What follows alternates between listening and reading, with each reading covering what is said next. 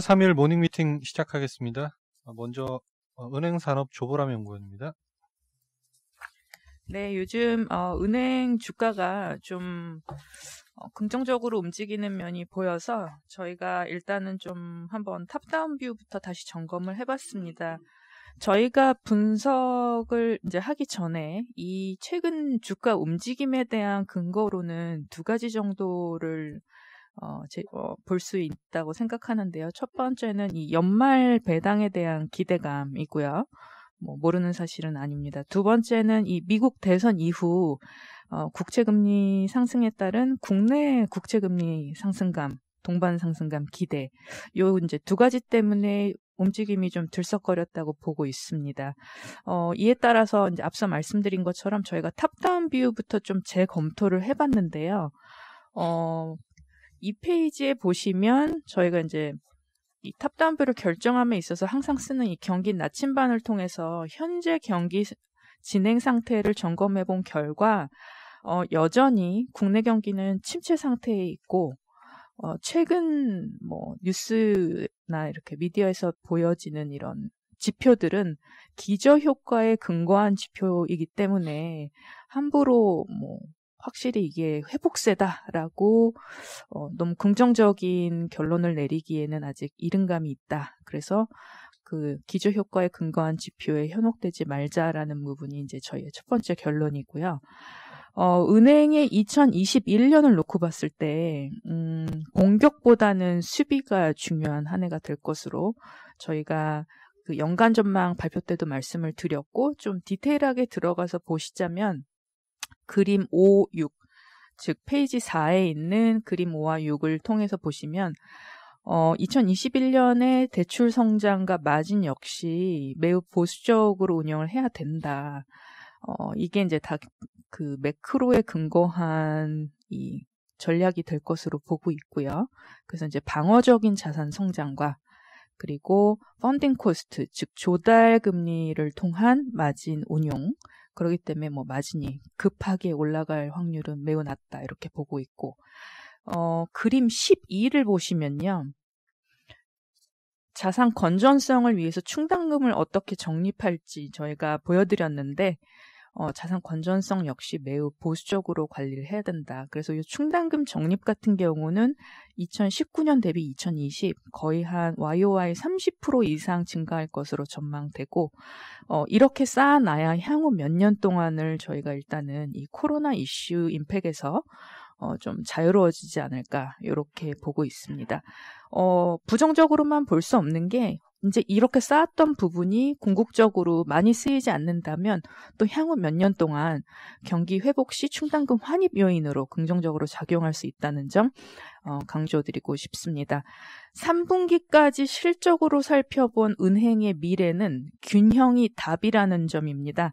그림 15와 16을 보시면 이게 이제 YOY로 해서 얼만큼씩 차이가 있었는지 저희가 이렇게 비교 테이블을 만들어 봤는데요. 확실히 전통적인 은행 부분은 마이너스가 계속 나고 있는 반면에 YOY 실적으로 증권 등 기타 비은행 부문의 약진으로 인해서 사실은 은행 실적이 올해 우려 대비는 괜찮았습니다. 그래서 이렇게 해서 이 방어해주는 이 완충제 효과가 내년에도 일정 부분 지속될 것으로 보고요. 그렇기 때문에 균형의 미를 갖춘 KB금융지주를 저희의 탑픽으로 여전히 추천드리고 있습니다. 네, 이상입니다. 아까 그 충당금 부분 언급하셨잖아요. 근데 네. 지금 4분기에 그러면은 좀 은행업종 충당금 이슈가 좀 생각보다 셀 가능성이 높다는 언급이신 건가요? 네, 맞습니다. 왜냐하면 올해 많은 분들의 우려와는 달리 이제 은행은 힘들었지만 제가 아까 말씀드린 것처럼 비은행의 약진으로 실적이 그렇게 나쁘지 않았거든요. 그래서 아마도 4분기에 올해 실적 좋을 때 많이 털고 가자. 그래서 구조조정 비용도 쓸 수 있고 그리고 충당금도 좀 많이 적립을 해서 내년을 대비하지 않을까 저희 이렇게 예상하고 있습니다. 저희가 생각해야 되는 부분이 정부가 이 정책적으로 대출, 코로나로 인해서 임팩트받은 대출의 만기를 계속 연장시켜 놓은 상태거든요. 그리고 이자 상환 유예 이런 부분이 내년 3월 말에 종료가 되는데요. 그때 이후를 대비하기 위함으로써 저희가 봤을 때는 4Q에 충분히 충당금 비용 올라갈 가능성 높다고 보고 있습니다. 그 중에 그럼 가장 이슈가 클 걸로 보시는 은행이 어떤 은행이에요? 지금 뭐 그림 12번에 보면 은행별로 좀 잘 안 보여서 그런데 네. 그 3분기까지 쌓은 충당금 대비 4분기 좀 눈에 확 띄게 올라갈 만한 회사가 어디예요? 네, 가능성 가장 높은 은행은 BNK 금융지주고요. 왜냐하면 2분기까지 너무 적게 쌓아서 3분기에 업시키긴 했으나 저희가 봤을 때는 은행 평균 대비 아직 좀 낮다고 보고 있고요. IBK 기업은행 역시 높아질 수 있는 확률이 높습니다. 왜냐하면 또 아무래도 정책은행이기 때문에 이 부분에 있어서는 또 자유롭지 못하죠. 그렇게 두 은행을 저희가 픽하겠습니다. 그리고 질문 좀 드리겠습니다. 네. 저희 하우스뷰에 따르면은 아마 내년 뭐 한 상반기까지는 아마 금리가 올라가는 그림을 그리고 있는데 그런 그림이라면 은행주 투자에서도 충분한 메리트가 있지 않을까 이런 생각이 드는데 그 부분에 대해서는 어떻게 생각하고 계세요? 네, 사실 되게 중요한 질문이고요. 투자자분들도 그 부분 이번에 이제 저희 연간 전망 발표할 때 많이 주셨던 매우 중요한 질문이라고 생각합니다. 금리가 올라가는 부분에 있어서는 이견이 없습니다. 다만 저희 채권팀에서도 말씀하시는 것처럼 미국 금리가 하락했다가 반등하는 폭과 국내 금리가 하락했다 반등하는 폭 차이가 거의 한 4배 정도 나요. 160bp vs 40bp 이렇기 때문에 사실 오를 만한 룸이 별로 없다는 것이 한국 국내 금리, 그러니까 국내 금리 오름세의 단점이죠. 그래서 금리가 약간 오르기는 하겠지만 이 부분이 추세적으로 기준금리 인상으로까지 이어지지는 않을 것이기 때문에 그런 면에서는 이벤트성으로 약간씩 들썩거릴 수는 있지만 은행의 실적 자체를 건드릴 정도로 펀더멘털 요소로 작용하지는 못할 것으로 보고 있습니다.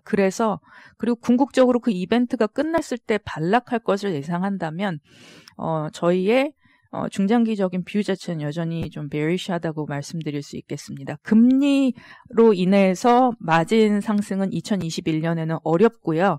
아마 2021년 한 4Q부터 가능하지 않을까 싶습니다. 마진의 바닥은 참고로 내년 1분기가 되지 않을까 조심스럽게 전망하고 있습니다. 그 경기 판단 관련해서도 그 보면은 좀 아직 침체 국면을 좀 오픈하고 있다. 그래서 좀 사기 좀 그렇다고 말씀하셨는데 물론 뭐 은행 업종이 대표적인 경기 동행 업종이긴 하지만은 최근 몇 년간 실적이 좋았음에도 불구하고 디레이팅된 부분이 있잖아요. 네. 이런 부분 감안하면은 주가가 오히려 좀 더 먼저 움직일 수 있는 여건이 있지 않을까요? 근데 이제 최근 지표들이 이게 기저 효과이기 때문에 그리고 또 코로나 재확산으로 인해서 이 부분이 또 더 빠질 수 있는 확률 이런 거를 감안하면 센티멘트가 뭐 무조건 좋다고만은 말씀드릴 수 없을 것 같습니다. 디레이팅 됐었던 부분은 경기 침체에 대한 우려 선반영도 있었고요. 그리고 또 여러 가지 레귤레이션 리스크에 대한 우려도 반영이 됐는데 그 부분이 특히 또 레귤레이션 리스크는 아직 해소가 되지 않은 부분 저희가 좀 아쉽게 생각하고 있습니다. 내년에 은행들 가운데 이 코로나 이슈가 좀 완화되면서 반기 배당이나 분기 배당 시행할 수 있는 은행들이 좀 나와준다면 그때는 주가가 더 긍정적으로 움직일 수 있는 투자자 커뮤니티에서 상당히 기다리고 있는 호재 중에 하나라고 말씀드릴 수 있겠는데요. 일단 KB금융 거기에 잘 포지션돼 있고요.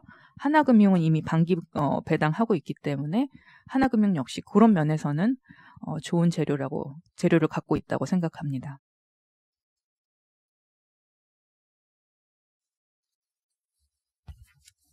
예, 추가 질문 없으시면 다음은 시멘트 산업 발표하겠습니다. 이민재 연구원입니다. 예, 연간 전망 때 말씀드렸던 시멘트 산업 업데이트 말씀드리겠습니다.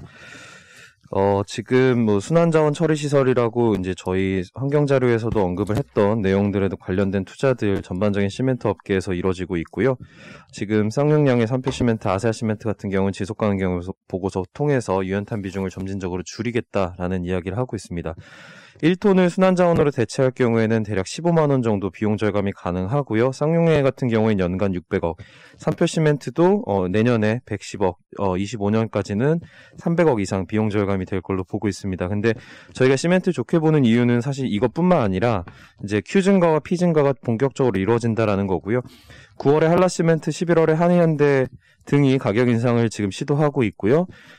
삼표와 쌍용까지도 동참한 걸로 지금 파악되고 있습니다. 그래서 지금 시멘트 업계에서 90% 이상 시장 점유율을 차지하는 4개 업체가 가격 인상을 지금 단행하고 있기 때문에 결국 레미콘 협회와 시멘트 협회 사이에서의 가격 협상이 이제 진행이 될 거고요.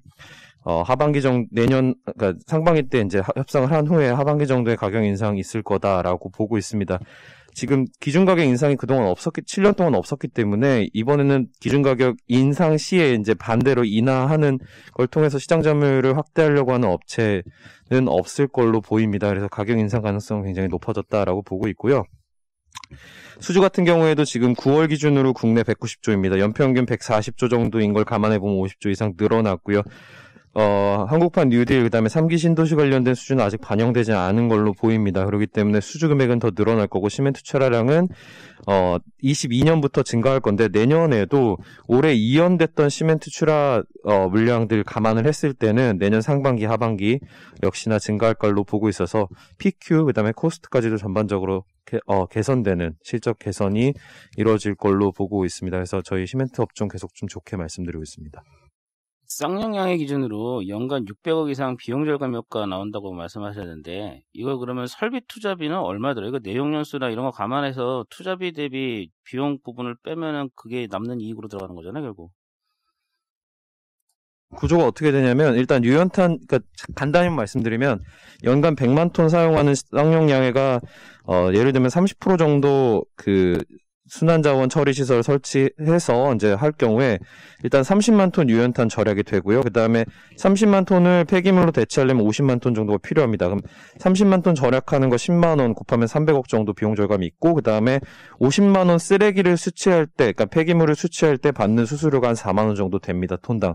그럼 200억 정도 되죠. 거기다가 이 투자한 게 그 600억 연간 600억 절감이라고 말씀드렸는데 실제 투자비는 600억밖에 안 들었습니다. 그렇기 때문에 여기에 이제 이게 기계장치로 분류되기 때문에 내용연수가 5년 정도 될 것 같거든요. 그러면 120억 정도. 그럼 에비타 개선 효과가 최소 600억 이상은 날 수 있는 거다라고 보시면 될 것 같습니다.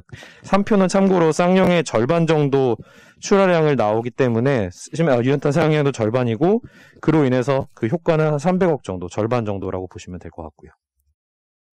이 지금 주가를 보면 시멘트 여기 질문 좀 드리겠습니다. 예, 질문 좀 할게요. 저희가, 주가를 보면은, 예. 지금, 주가 자체가, 시멘트 산업 자체가 지금, 리사이클링에 상당히 좀, 이쪽으로 많이 비즈니스 하고 있고, 이제 하려고 하고 있고요. 그리고 여기 내용에 보면, 가격 인상, 출하량 증가, 이런, 사실, 호재 내용들이 많은데, 주가는 상당히 언더하고 있잖아요. 이 주가가, 아웃퍼폼 하려면은 어떤 트리거들이 나와야 되는지. 예. 지금 사실 쌍용양해는 거래 중지 중이고요. 그래서 일봉으로 보시면은 3표 시멘트를 한번 보시면은 최근 저희가 연간 전망에서 말씀드린 이후에 주가는 좀 그래도 올라가고 있는 모습이고요. 아세아 시멘트도 보시면 역시나 가격은 좀 올라가고 있습니다. 저희가 다 이게 그러니까 결국에는 이제 말씀하셨던 것처럼 이 가격 인상에 대한 부분들이 조금 더 구체화되고 그다음에 Q가 증가하는 부분들 역시나 좀 구체화되는 것들이 좀 필요할 것 같은데 가격 인상 같은 경우는 이 쌍용이랑 3표가 결정한 게 그러니까 이번 주 정도, 그러니까 얼마 한 2일 정도밖에 안 됐거든요. 그렇기 때문에 이런 것들 이제 가격 인상 시도하고 있다라는 거 알려지고, 그 다음에 Q 증가하는 부분들 이제 4분기 실적에 좀 찍히고 이러면은 주가는 충분히 움직일 수 있는 여지 있다라고 보고 있습니다. 저희가 상대적으로 스터디가 덜 돼 있는 섹터인 것 같은데, 저희 세일즈 입장에서 보면, 이 즉, 밸류에이션이 되게 궁금하거든요. 이게 어느 정도 수준이면 싸다, 비싸다 판단할 수 있는지, 이게 PR로 할 수도 있을 거고, 뭐 PBR로 볼 수도 있을 거고 또 여러 가지 이렇게 지표들이 있을 것 같은데 그 부분에 대해서 코멘트 좀 부탁드릴게요. 사실 이게 히스토리컬리 뭐 얼마다라고 그걸 기준으로 비교하기는 좀 쉽진 않은 것 같습니다. 왜냐하면 2014년, 15년에 상승기가 있었고 그때는 이제 건설업 자체가 워낙 그래도 높은 밸류를 받았던 시기이기 때문에 그거에 뭐 비춰봐서 밸류가 형성됐다면 지금은 이제 건설업 낮은 밸류에서 이게 형성되고 있기 때문에 직접 비교는 사실 쉽진 않은 것 같은데요. 그래도 이제 저희가 말씀드리는 건, 뭐, 쌍용양해 같은 경우는 좀 그래도 심플한 게, 배당 수익률 8% 기준으로 주가가 이제 바닥을, 이제 기준으로 좀 형성이 된다라고 보시면 될 것 같아요. 그래서 쌍용은 그렇게 보시면 될 것 같고, 이제 3표부터 이제 나머지 시멘트사들인데, 결국 PER 밸류에이션을 봐야 되는 게 맞는 것 같고요. 이게, 기본적인 그 스킴 자체가 뭐 한샘이나 이런 건자재 업체들과 비슷하게 움직이는 것들 감안해 봤을 때 그리고 건설업과의 어떤 그 서로 사이에서의 갭을 보면은 대략 10배에서 11배 정도의 밸류는 일단은 시장에서 용인을 하는 거다라고 보고 있습니다. 지금 현재 뭐 3표 같은 경우가 올해 실적 기준으로 11배, 그다음에 내년 기준으로 7배로 떨어지는데 그렇고 그다음에 뭐 아세아 같은 경우도 올해 실적 기준으로는 뭐 아직 8배 뭐 이 정도 밸류이기 때문에 업사이드는 그 정도 있을 것 같고요. 그다음에 이게 각각 개별 종목들이 사실 좀 작기 때문에 그 캐파 기준으로 좀 접근을 하시는 것도 좋은 방법일 것 같아요. 그러니까 무슨 말이냐면 쌍용이 시장 점유율이 20%고 그다음에 아세아 한라가 이제 인수를 한 회사인데, 여기 시장 점유율이 20%고, 그 다음에 뭐 한일현대 20%. 그러니까 캐파 기준으로 쌍용에서 배당 수익률을 빼고 보면은 대략 이 세 회사들의 뭐 시가총액이나 뭐 이런 이익 체력이 비슷하게 나와야 되고, 3표가 한 14% 정도 되니까 그거에 이제 조금 덜한 수준으로 이렇게 뭐 시가총액은 형성되지 않을까라고 보고 있습니다. 예, 다음은 음식료 산업 조미진 연구원입니다. 네, 저 음식료 산업 최근 동향하고 내년 탑픽 점검하도록 하겠습니다. 2021년 두고 지금 음식료 산업에서 가장 큰 질문은 내년에 증익 가능하냐이고요. 올해 이제 코로나 때문에 비정상적인 수요가 있었기 때문에 내수 쪽은 사실 엽기적 부담이 좀 있습니다. 그러나 해외 성장에 대한 기대감은 유효하고요. 원재료 부분 같은 경우는 지금 워낙 강세장이라서 곡물가 상승을 환율이 상쇄 가능하다 보고 있습니다. 그리고 판관비는 조금 그 자체는 오르지만 비율은 크게 오르지 않을 거라 좀 예상하고 있고요. 최근 백신 기대감으로 코로나 기간 이제 실적과 주가가 견조했던 음식료 업종은 상대적으로 지금 주가 조정을 좀 받고 있고요. 그래서 지금 밸류에이션 같은 경우는 코스피 대비 지금 10% 정도 할인받은 상태로 지금 주가는 움직이고 있습니다. 그래서 밸류에이션 매력도가 굉장히 커졌다 이렇게 좀 보고 있습니다. 내년 탑픽은 오리온과 CJ 제일제당입니다. 4분기 이제 두 업체 모두 작년 베이스가 굉장히 높기 때문에 우려가 일단 있었고요. 근데 상황은 예상했던 것보다 굉장히 좋습니다. 제당 같은 경우는 지금 10월에 추석 시점 때문에 영업일수가 줄어듦에도 굉장히 3분기까지 나왔던 견조한 흐름이 이어지고 있고, 식품 쪽에서 이어지고 있고, 그리고 11월 당연히 좋을 것 같고요. 12월도 비슷할 것으로 예상합니다. 그리고 지금 가장 우려가 컸던 게 베트남에서 돈가가 4분기부터 비수기로 가기 때문에 좀 하락할 것으로 예상을 했었는데, 지금 딱 4분기 들어왔을 때 초반에 나왔던 65,000돈에서 하락하지 않고 있는 것으로 파악을 했고요. 바이오 부분은 특히 이제 라이신, 트립토판, 쓰레오닌 같은 주요 사료 첨가제 쪽이 연초 대비 거의 40% 정도 판가가 다 올라온 상황이라서 이쪽도 굉장히 견조한 실적 예상됩니다. 오리온은 지난번에 이제 월별 실적으로 한번 코멘트를 드렸는데요. 오리온 같은 경우는 지금 뭐 감자나 이런 부분에서 원가 부담이 있고, 그리고 비용을 오히려 그 원가 부담을 상쇄하기 위해서 비용 세이브를 했어요. 판관비 쪽에서 비용 세이브를 했음에도 불구하고 매출액 단위는 지금 두 자릿수로 성장률이 계속 나오고 있고 11월도 비슷한 흐름이 이어질 것으로 예상합니다. 그래서 뭐 올해 기저에 대한 우려들 크지만 역기저 부담에 대한 우려가 크지만 뭐 오리온하고 제당 같은 경우는 특히나 4분기부터 그러한 우려를 좀 불식시키는 실적이 나오면서 내년에 대한 방향성을 보여줄 것으로 예상합니다. 이상입니다. 예, 다음은 삼성전자 발표하겠습니다. 도현우 연구원입니다. 예, 삼성전자 말씀드리겠습니다. 투자 의견 발의 유지하고요. 목표 주가 기존 76,000원이었는데 9만 원으로 상향했습니다. 목표 주가 상향 근거는 2021년부터 영업이익 추정치를 좀 상향했고 2022년 추정치를 좀 많이 상향을 했습니다. 레포트 이제 주제는 최근에 이제 파운드리 업황이 상당히 좀 좋고요. 삼성전자가 10년간 파운드리에 투자를 했었는데 실제로 이제 밸류에이션의 반영을 받을 만큼 매출이라든지 영업이익은 아직까지는 나오지 않은 상황이었습니다. 근데 최근 상황을 보면 내년부터는 이거를 반영할 수 있을 만큼 파운드리 사업부가 커지지 않을까 그렇게 생각을 하고 있습니다. 최근에 이제 고객 수가 많이 늘고 있고요. 퀄컴이라든지 뭐 IBM 그리고 엔비디아 이런 회사들을 대만의 TSMC에서 삼성전자 파운드리 사업부가 이제 좀 뺏어왔고 최근에 파운드리 업황은 10년 내 최고 수준입니다. 머신러닝이라든지 암 아키텍처 적용한 신개념 프로세서 이런 것들의 수요가 좀 많이 양호해서 TSMC도 성장이 좀 좋고요. TSMC가 소화를 못하는 물량들은 삼성전자가 대부분 가져오고 있습니다. 최근 파운드리 기술 수준을 보면 10나노 이하에서 제품을 만들 수 있는 회사가 전 세계에 TSMC랑 삼성전자 두 회사밖에 없기 때문에 이쪽에서 수요 늘어나는 거는 이 두 회사가 다 가져가고 있다 이렇게 보면 될 것 같습니다. 최근에 캐파도 좀 많이 늘리고 있고 내년에 삼성전자가 이쪽 관련된 투자를 올해 6조 원 하는데 내년에는 12조 가까이 늘린다라고 보고 있습니다. 그래서 비메모리 관련된 매출액이 내년에 22조 원 기록해서 올해보다 한 31% 늘어난다라고 보고 있고 영업이익도 2조 원 이상 기록할 수 있지 않을까 그렇게 보고 있습니다. 밸류에이션은 더 긍정적이다라고 보고 있습니다. 왜냐하면 메모리 같은 경우는 글로벌 평균 PER이 한 10배 정도 수준에서 형성이 되는데 파운드리는 최소 30배 정도 받기 때문에 메모리에서 돈 버는 것보다 파운드리에서 돈을 버는 게 삼성전자 밸류에이션에는 훨씬 더 이제 긍정적인 상황이다 이렇게 보면 될 것 같습니다.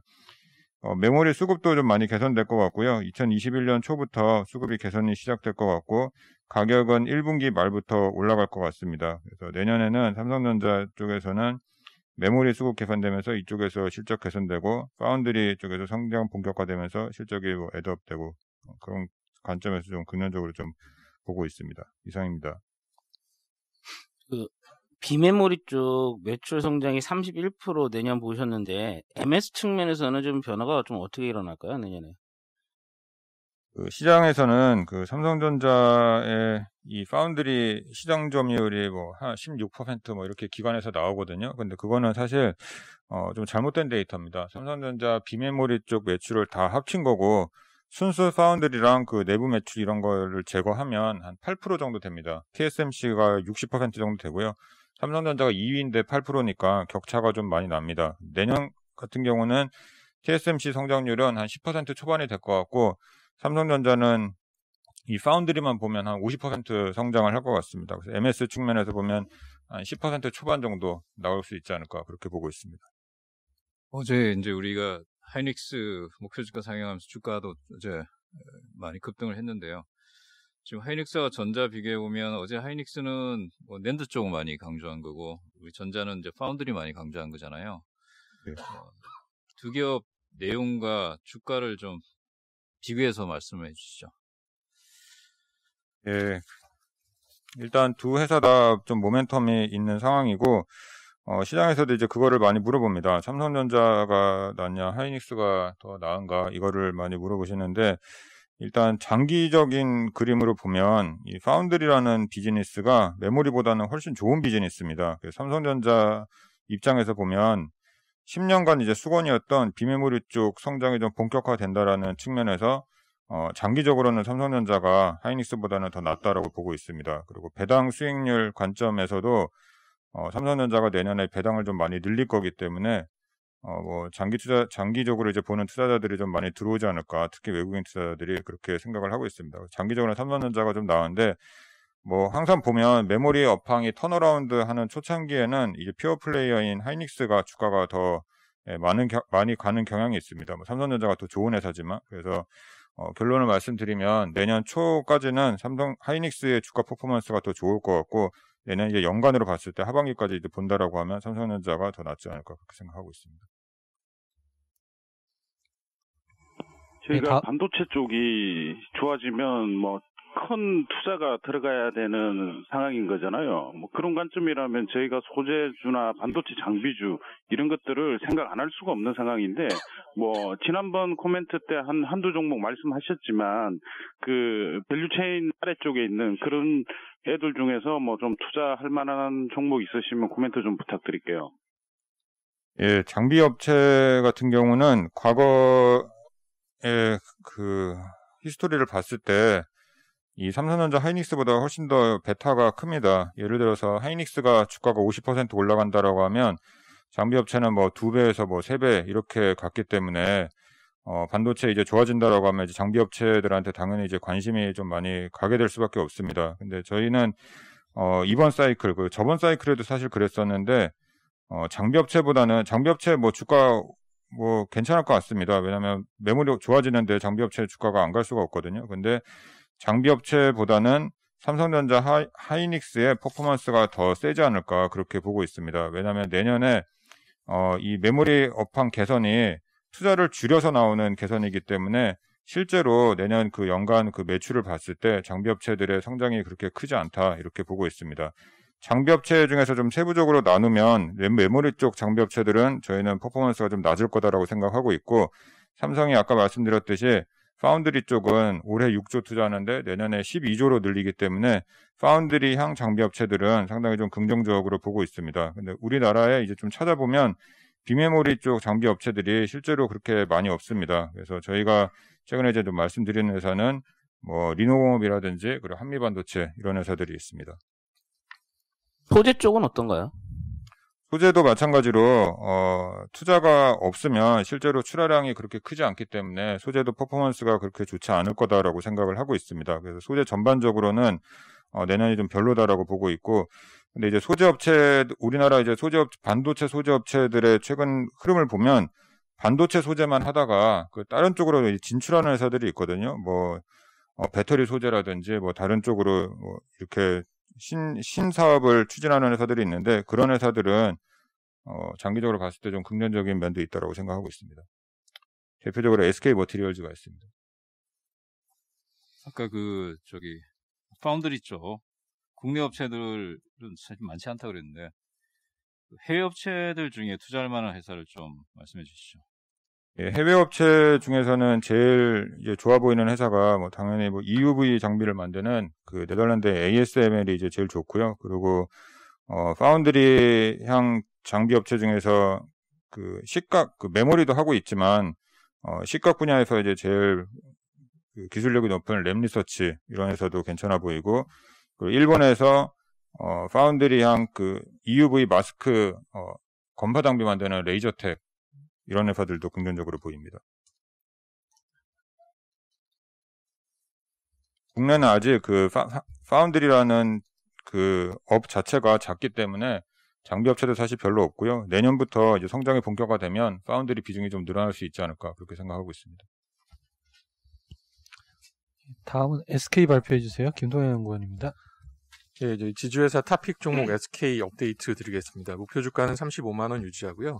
투자 포인트 3가지를 좀 다시 정리를 드리겠습니다. 첫 번째는 투자형 지주회사로서 순항하고 있다는 건데요. 해외 투자의 성과가 나오고 있습니다. 물류센터 업체 ESR이 홍콩 증시 상장을 했고, 데이터 센터 업체 CDG가 나스닥 상장을 했습니다. 여기 두 기업에 7천억 원 투자를 해서 5천억 원은 이미 회수했고, 지금 상장돼 있는 시장 가치가 1조 원, 뭐 거의 2배 정도의 수익률을 올렸고요. 또 최근에는 코로나19 백신 그 콜드체인 물류 업체인 벨스타 지분을 20% 가지고 있다는 게 좀 보도가 되기도 했습니다. NAV 지속적으로 성장하고 있고 할인율 57%로 투자 여력 충분한 상태입니다. 두 번째는 배당인데요. 표지 아래 그림을 좀 봐주시면 좋겠고요. 배당 정책은 배당 수입, 자회사로부터의 배당 수입의 30%를 경상적으로 배당을 하고 있습니다. 2018년 말부터 중간 배당 포함해서 5,000원 배당을 유지를 하고 있고요. 여기에 특별 이익이 발생했을 경우에 배당을 하겠다라고 하고 있는데 30%를 적용을 하면 올해 그 ESR 매각 차익하고 SK 바이오팜 구주 매출로 한 8,000억 원 정도를 확보를 했고요. 이게 주당 4,500원 정도가 됩니다. 그 배당의 연속성을 고려해서 이걸 한 번에 다 줄지 아니면 2번이나 3번에 나눠서 줄지 모르겠는데요. 최소한 1,500원 플러스 효과, 최대 4,500원 플러스 효과, 그러니까 올해 배당은 연간 6,500원에서 9,000원이 될 걸로 보고 있습니다. 내년에는 일정 수준의 그 특별이익 이연도 있을 걸로 보고 있고요. 또 바이오팜 보유예수가 끝나기 때문에 지분 일부 처분, SK 실트론 상장에 따른 구주 매출 가능성이 있기 때문에 배당 지원이라든가 신규 투자 재원 충분히 확보할 수 있을 걸로 보여집니다. 마지막으로 수소 사업 관련된 거고요. 어저께 주가가 많이 오른 이유가 요 관련된 뉴스 때문인데 요거는 6페이지를 보면서 좀 설명을 드리겠습니다. 보도에 나온 바로는 SK 이노베이션하고 SK ENS를 중심으로 해서 수소 사업을 본격화하겠다라는 거였고요. 세부적으로는 2023년부터 이노베이션의 부생 수소를 이용해서 3만 톤 규모의 액화수소 생산, 그리고 25년부터는 ENS의 직도입 LNG를 개질해서 25만 톤 규모의 블루수소를 생산하겠다. 그리고 이 생산한 것들은 SK 에너지 주유소를 통해서 이제 충전 인프라로 활용해서 쓰겠다, 공급하겠다. 즉 생산부터 공급까지 밸류체인을 통합 운영하겠다라는 계획이고요. 이게 사실 뭐 개질이라든가 이런 핵심 기술 확보가 관건이긴 합니다만은 SK그룹이 M&A에 있어서는 트랙 레코드를 확실하게 가지고 있고 돈도 확보를 하고 있습니다. ENS가 차이나가스 홀딩스 처분한 돈 중에 1조 3천억 원을 유보하고 있고요. SK도 차입금이 지금 6조 원 초반으로 내려왔기 때문에 투자 여력이 이제는 좀 생겼다라고 보고 있습니다. 그 인프라를 확보하고 있다라는 게 중요한데 수소를 지금 생산하는 게 이제 대부분 이제 화석 연료로부터 개질을 해서 얻고 있습니다. 그러니까 특히 그 LNG, 그러니까 메탄으로 구성되어 있고 메탄이 CH4인데요. 여기서 이제 C를 끊어내고 H, 수소를 이제 생산하는 게 현실적인 가장 많이 쓰는 방법인데 LNG를 SK ENS에서 그 민간 최대 규모로 연간 350만 톤 직도입을 하고 있고 또 계속 확대를 하고 있습니다. 그리고 말씀드린 대로 SK 에너지가 충전 네트워크를 가지고 있고요. 그래서 이런 인프라를 확보하고 있다는 게 당장의 숫자는 안 나오더라도 중장기적으로 수소 산업에서의 플레이어로서 자리매김할 수 있는 중요한 요건이라고 생각이 되고요. 또 SK ENS는 그 발전 설비 용량이 지금 GS하고 함께 민간 중에서 가장 큽니다. 내후년이 되면 이제 4.7기가와트까지 올라가는데 RPS 요율이 가파르게 올라가고 있고 발전 설비 용량 올라가기 때문에 REC 확보에는 현재까지는 풍력, 태양광 그리고 연료전지를 섞어서 대응하고 있는데 향후에는 연료전지 좀 많이 도입할 필요가 있어서 이렇게 저렇게 보나 수소 관련된 사업에서는 익스포저를 계속 밀려갈 것이라고 보고 있습니다. 이상입니다. 충전소까지 얘기가 나오는데 상당한 자금이 들어가잖아요. 예, 이건 어떻게 한다는 얘기죠? 그러니까 요거는 단기적으로 확 늘리겠다라는 건 아니고요. 그 계획에서도 2023년, 2025년 그리고 2030년에 밸류를 어디까지 올리겠다 이런 식으로 나온 걸로 봐서는 지속적으로 투자를 해 나가면서 이런 것들은 확충해 나갈 걸로 보입니다. 어쨌든 털을 가지고 있기 때문에 아무것도 없이 시작하는 것보다는 확실히 유리한 입장에서 시작을 하는 것 같습니다. 예, 시간이 조금 지나서요. 속도를 조금만 올려주셨으면 좋겠습니다. 다음은 저 잉글로드랩 발표해 주세요. 백준기 연구원입니다. 네, 잉글로드랩 발표 드리겠습니다. 저희가 요즘에 이제 주가가 좀 안 오른 기업들, 그러니까 코로나 영향 때문에 좀 부진했던 컨슈머 기업들을 이제 12월에 좀 많이 보고 있는데요. 이 중에서 잉글로드랩을 좀 이제 추천을 드리려고 가져왔습니다. 잉글로드랩이 약간 생소하실 텐데 미국 기업이고요. 미국 기업이지만 한국에 상장되어 있는 기업이고 이제 기초 화장품을 전문으로 하는 OEM, ODM 전문 기업입니다. 회사 같은 경우는 이제 색조 비중이 4%밖에 안 될 정도로 기초 비중이 높고요. 최근에 OTC라고 해서 미국 같은 경우는 이제 선크림, 선 제품 같은 경우는 FDA에 등록이 돼야지 이제 되는 OTC 일반 의약품으로 들어가거든요. 그래서 여기 제품이 많이 늘어나면서 매출에 여기서 견인을 하고 있습니다. 주요 포인트는 이제 아마존 쪽 PB 제품 계약을 이제 맺었습니다. 이게 한 150억 좀 넘을 것 같고요.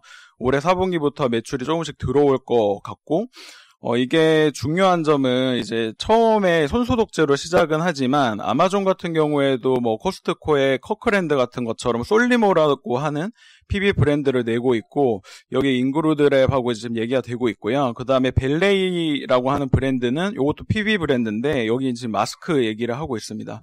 그래서 아마존 이제 매출이 본격적으로 내년부터 나오기 때문에 이 회사에 대해서 좀 관심 가져야 된다고 보고 있고, 그리고 좀 주목할 점은 이제 코로나 때도 사실 색조보다는 기초가 좋았고, 기초 중에서도 그 미국 쪽에 뭐 인플루언서들 위주로 하는 신규 고객사들이 많이 생겼습니다. 뭐 예를 들면 캔도 브랜드 안에 있는 뭐 리안나가 광고하는 뭐 팬티라든지 아니면 뭐 튤라, 피치앤릴리 이런 이제 브랜드들이 많은데, 이제 신규로 잘 나가는 브랜드사를 잉그루드랩이 요즘 많이 잡아서 내년 내후년도 실적 가시성이나 이제 그로서 굉장히 좋을 거라고 보고 있고요.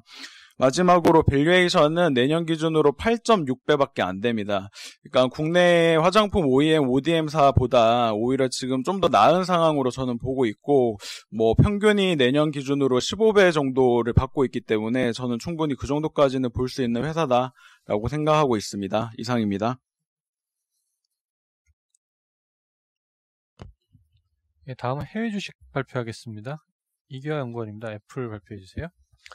네, 애플 목표 주가를 160달러로 이제 신규 커버리지를 게시를 합니다. 그 투자 포인트는 전에 말씀드렸던 이제 서비스 사업 확대와 아이폰 판매가 이제 잘 되고 있다는 그 내용이 주된 내용이고요. 그 3페이지 보시면 지금 밸류에이션이 계속해서 좀 하드웨어 기업에서 서비스 기업으로 재평가 받으면서 올라가고 있는데요. 일단 그 목표 PER을 39.2배로 적용을 했습니다. 얼뜻 보면 되게 높아 보이는데, 지금 이제 매출 총이익이 약 65%가 하드웨어에서 나오고 나머지 35%가 서비스에서 발생을 하는데, 이 각 부분을 지금 글로벌 피어 업체들의 이제 평균 PER을 좀 적용을 해서 그 비중만큼 적용을 해서 이제 산출이 됐고요.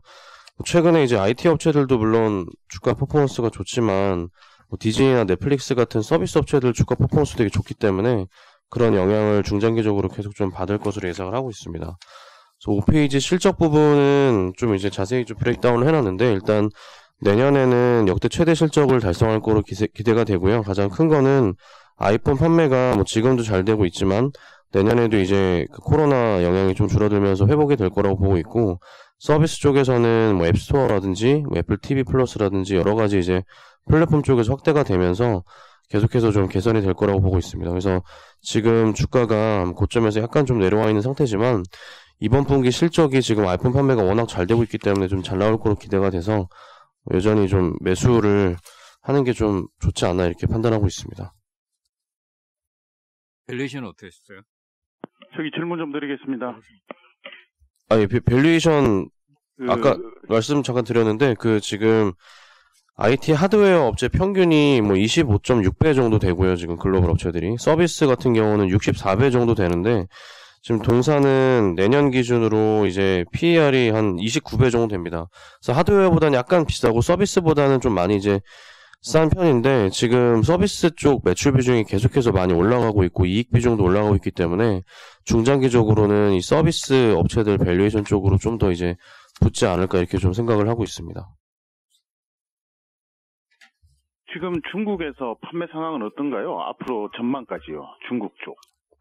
중국 쪽 일단 지금 체크해본 바로는 초기 판매 상황이 되게 좋고요. 뭐 뉴스에서 많이 보셨겠지만 12 프로 시리즈가 특히 이제 잘 팔리고 있고, 프로 맥스나 이제 미니가 출시된 지 얼마 안 됐는데 지금 출시된 지 얼마 안 된 이후에도 뭐 중국 광군제라든지 아니면 그 이후에도 계속 지금 잘 팔리는 걸로 확인이 되고 있습니다. 예, 마지막으로 W 스코프 발표해 주세요. 고정호 연구원입니다. 예, 분리막 기업이고요. 한국 오창이랑 충주에 이제 생산 공장이 있는 일본 상장 기업입니다. 주요 고객사는 이제 삼성 SDI고요. 이 업체는 실적 발표 시에 이제 다음 분기 실적 가이던스를 제시해주는 업체인데, 이번 4분기는 수치로 제시하진 않았지만 4분기는 이제 전기차용 2차전지 분리막 출하 증가로 실적 개선을 이제 전망을 했고요. 뭐 궁금해서 한번 이제 찾아보니까 한국무역통계 기준으로 놓고 보면 청주랑 충주에서 나가는 분리막 수출량은 지금 증가 추세에 있다라고 볼 수가 있습니다. 그림 1번에 저희가 이제 넣어놨습니다. 최근 삼성 SDI 2차전지 기술 로드맵이 언론에서 이제 보도가 되었고, 저희 그 보고서 이제 커버 페이지 보시는 것처럼 삼성 SDI가 이제 내년부터 고내연성 200도 분리막을 이제 사용한다라고 이제 합니다. 그래서 여기서 이제 200도가 이제 무슨 의미냐라고 이제 보면 분리막이 이제 녹는 온도이고요. 분리막에서는 이제 두 가지 용어만 이제 기억하시면 되는데, 이 셧다운이랑 이제 멜트다운입니다. 그래서 멜트다운 온도는 이제 분리막이 녹는 온도이기 때문에 고온일수록 좋고요. 셧다운 온도는 이제 배터리 내부 온도가 올라갈 때 강제적으로 미세계공을 닫아서 충방전 기능을 차단하는 온도이기 때문에 낮을수록 유리합니다. 그리고 분리막 기업들의 이제 셧다운 온도는 평균이 140도 정도 수준인데 W스코프는 이제 137도 정도로 이제 낮고요. 멜트다운 온도는 평균이 150도에서 170도 정도 수준인데 이 업체는 200도 이상으로 이제 우수합니다. 또한 이 업체는 이제 코팅 분리막을 생산할 시에는 최대 구현 가능한 멜트다운 온도가 253도이기 때문에 안정성 측면에서는 우수하다라고 이제 보고 있고요. 앞으로 배터리 업체들은 안정성 측면에서 이제 분리막이 이제 중요한 소재라고 이제 볼 수밖에 없기 때문에 공급망을 소수 업체 중심으로 가져갈 것으로 봐서 W스코프의 수혜는 장기적일 것으로 저희 예상을 합니다. 이상입니다. 이상으로 준비된 자료 발표를 마치겠습니다.